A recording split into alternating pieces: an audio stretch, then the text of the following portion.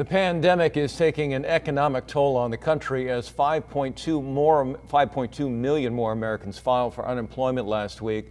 President Trump says he is optimistic some states will be able to reopen for business by May, but as ABC's Inez de la Cuetera explains, some states are actually extending their stay-at-home orders.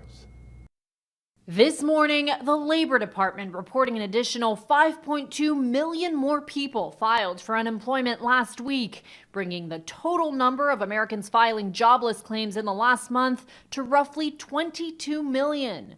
In Michigan, growing frustration and desperation, with some protesting the governor's stay-at-home orders. It's time for our state to be opened up. President Trump indicating he'd like to reopen parts of the country by May, but adding it'll be up to the states to make that call. Not all states are the same. They're very different. Some are having very little problem. Some have done such a good job that they have very little problem, and they're ready to go. Idaho, Kansas, and Washington, D.C. all pushing back their planned opening dates several weeks, and some governors now requiring people to wear masks in public. It's over when we have a vaccine.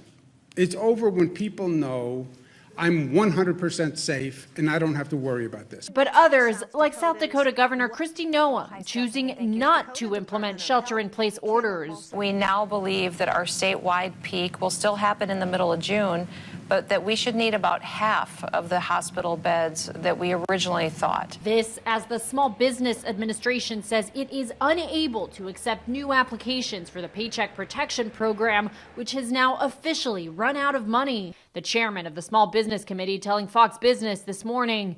In just 12 days, this program has approved over $300 billion of aid. And now it's frozen. It stops. Today, the White House is expected to announce new recommendations for states to follow as they begin reopening their economies. Inez de la Cuetera, ABC News, Washington.